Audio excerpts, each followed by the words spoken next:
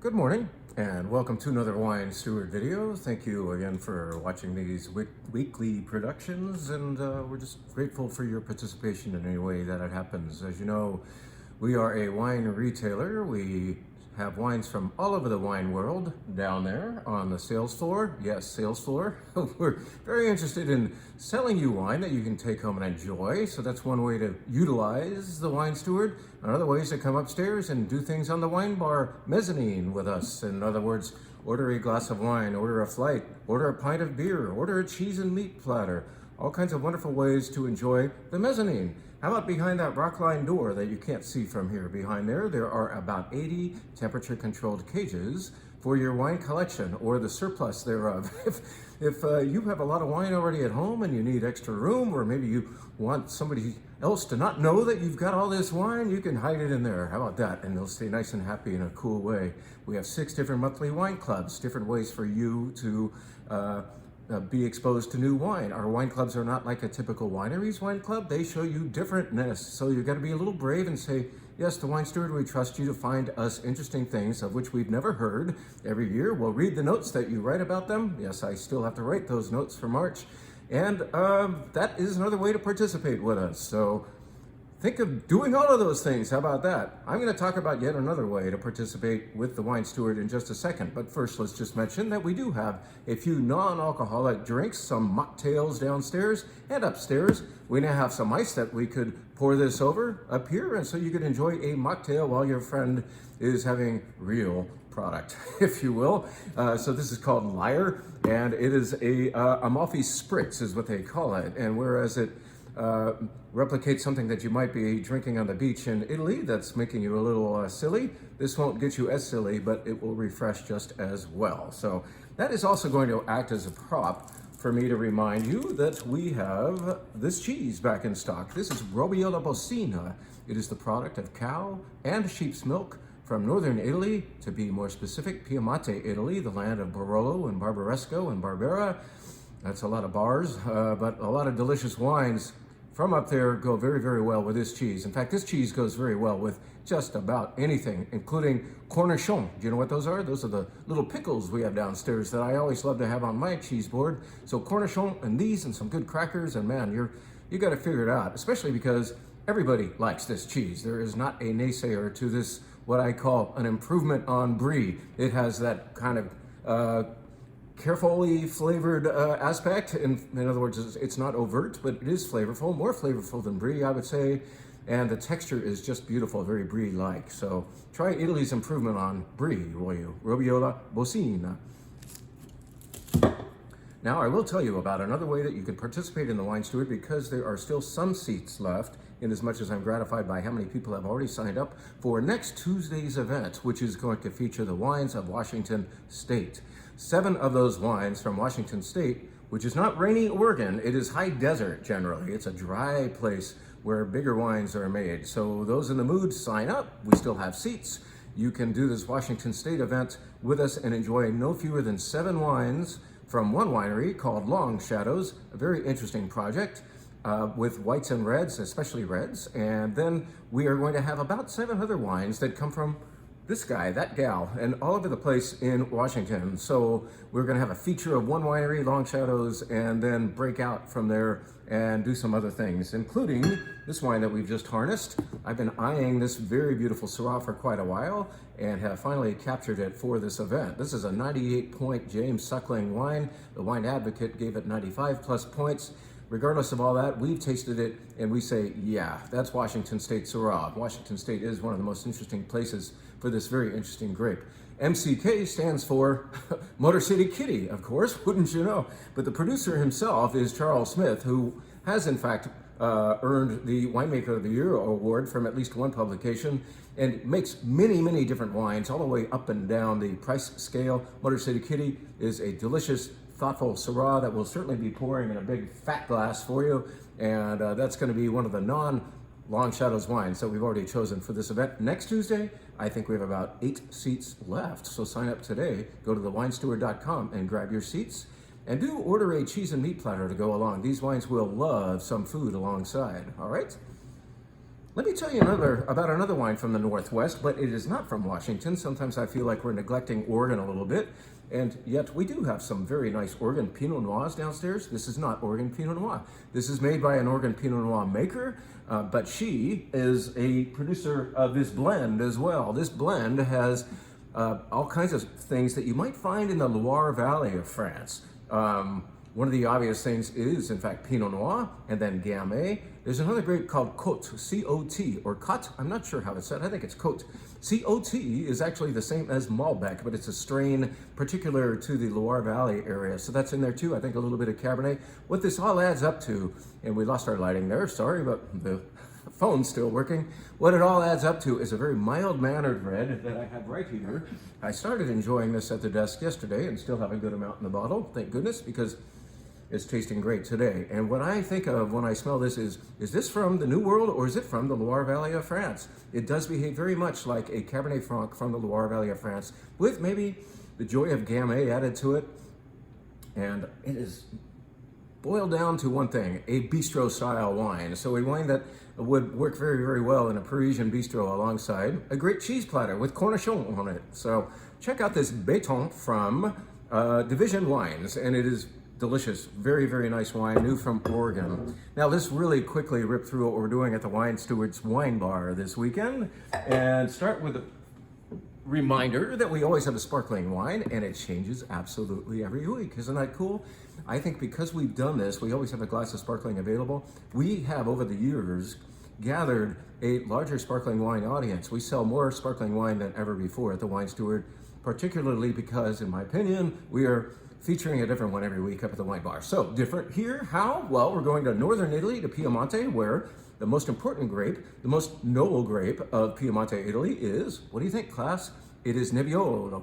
But Nebbiolo is usually done in still form, not sparkling. It is, in fact, the grape that is used in Barbaresco and Barolo and Langhe Nebbiolo. And what you have here is Nebbiolo happening in sparkling wine form, méthode traditionnelle. In other words, it is made like champagne with a second fermentation happening in bottle.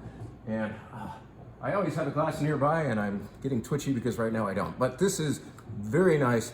100% Nebbiolo, as done in Piemonte, and for once it's done in sparkling form. Good stuff. I think a white flight should indulge it should gratify, it should be delicious, a white wine flight or a red wine flight, but it should also be interesting. It should teach you a thing or two. And so this time we're going to have things that maybe you've never had before. We're going to start with a wine from northern Spain, from Basque country, very near San Sebastian. In fact, this is the drink. If you are going from one tapas bar to the other, I should say pinchos perhaps, it's a more appropriate term for tapas up there, you are certainly going to be having glasses upon glasses of low alcohol, slightly effervescent Chacolina. This is a wine made of Andaribi Zuri, and that's enough Basque for me. But it is very refreshing, like I said, no alcohol, a great warm weather wine that goes down easy and is just great with all kinds of food. So we're going to start with a wine from Basque Country, Spain, before we go to Italy 3 times. We're going to do Italy 3 times, but 3 different parts of that very, very important wine country. That country is only about the same size as the state of Arizona, but they have hundreds upon hundreds, if not over 1,000 different grape varieties going on. So many different wine regions within. They are sometimes considered the largest producer of wine in the entire world as far as nations making wine. Sometimes France beats them out. It's back and forth between those two. But Villa Sparina is where we're going to go first, and this is a producer up in Piemonte, Italy. We were just talking about Piemonte with respect to Nebbiolo. One of the main white grapes there is called Cortese. So the region is called Gavi within Piemonte. This is a Gavi.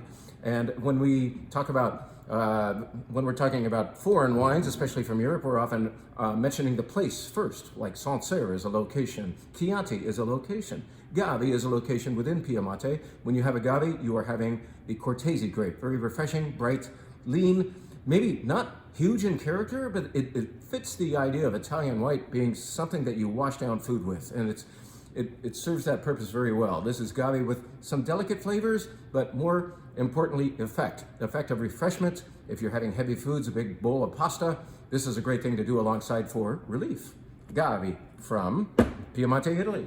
The next wine from Italy takes us further south, This is taking us over as well to the east side of Italy on the Adriatic Sea, and this is a region called Abruzzo. It is south of the Marche and north of Puglia.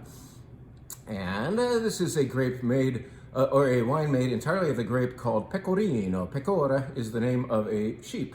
And Pecorino, as you may better know, is also the name of a cheese made of sheep's milk. Well, apparently those sheep also like to eat the leaves of this vine. There's all kinds of wide tales about why this grape is called Pecorino, but it is delicious, vibrant, no oak, once again, a little more flesh on its bones than the wine we just described, and it is new. It's a brand new 2022, and we're very glad to have this refreshing white wine from Italy.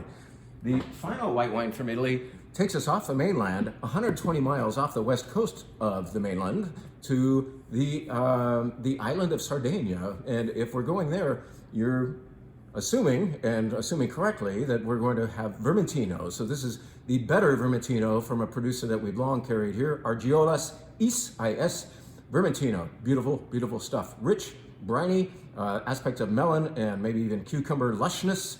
And it is not a shy white wine, whereas the other ones are kind of quiet. This one has audacity. How about that?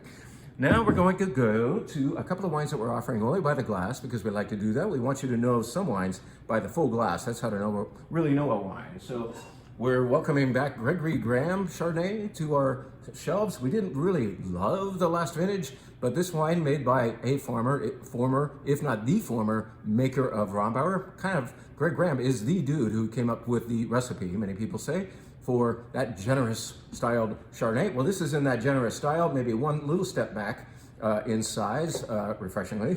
And Greg Graham Chardonnay is a hit here. We put it on the shelf, it leaves. So we thought, let's put it up here and watch it leave even faster, because people on the mezzanine will love this generously styled cocktail style Chardonnay from Greg Graham. Now, when you think of wines or Pinot Noirs from the Santa Lucia Highlands, sub-appellation of Monterey County, you might anticipate a really rich fruit-forward Pinot. Well, you are getting fruit-forwardness from this Bernardus Pinot Noir from the Santa Lucia Highlands, but I would say it has a little more refreshing nerve than some. Some are almost candy or saucy, whereas this has lift, and you can actually drink more of it because of that effect, I believe. So Bernardus Pinot Noir, you can drink more of it, so order a whole glass of it.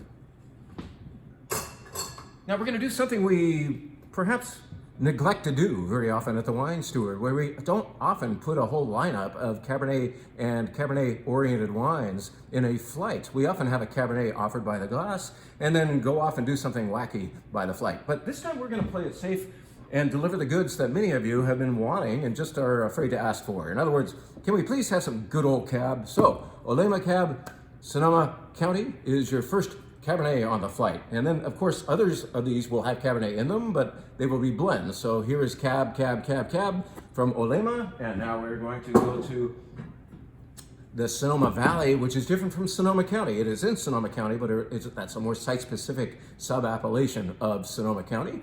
Sonoma Valley, Amapola Creek. This is the legacy project, you could say, of Dick Arrowwood. He's now sold this off, and yet this is what he did after he sold Arrowwood. So Amapola Creek is a blend of Cabernet and I believe Merlot, and then, believe it or not, there's GSM in there. That's Grenache Syrah Mourvèdre, if you are still new to that acronym. Very nice wine that we recently gave to our wine club, and a little more earthy than the former wine. Now here's something that just keeps selling off of the shelf, and we thought, all right, let's make it move even faster. Let's bring Whitehall Lane's Tre Leone blend back upstairs. This is, again, Cabernet, Merlot, I think Petit Verdot, and then I think there's a little Zin and Syrah in there. It's not very identifiable, but this is basically the Cab Lovers red wine, a red blend from Whitehall Lane. Next up, another wine that has just worked so well for us over the years. This is called Baby Blue. It's by a winery whose name you might not recognize. In other words, this is kind of the second wine for Blue Rock. This is Sonoma County. I would guess, based on the dark, rich, powerful, rugged flavors, that it's actually mostly from Alexander Valley within Sonoma County. It's a nice big wine that makes a lot of people happy. Finally, a very elegant wine that we are very, very fortunate to be able to squeeze into our Red Collector Club. And I thought I would bring it upstairs so Red Collector Club members could check it out, and the rest of you could check it out, and so our staff could know what we are representing in our Red Collector Club this month. So this is from Hudson maybe a familiar name to you. If it's not, let me just say that it is one of the most important vineyards in the Napa Valley, way down in the area of Carneros. And this is Merlot first, but it also has Cabernet and Cabernet Franc going on. It is beautiful. I believe Merlot is one of the greatest grapes of Carneros. I know we talk a lot about Pinot Noir and Chardonnay coming from there, but the Merlot from down there is, let's just say, very Bordeaux-like, very right bank-like. And this is called Phoenix from Hudson. It's a blend. It is beautiful. It's up a notch in quality and price. But when you have it, I think you're going to say that's a fitting finale to this red wine flight. And that's it from me. I just want to remind you to take a look at that Washington State event next Tuesday evening, for which we still have a little space. And signing off. Thanks so much for everything you do here.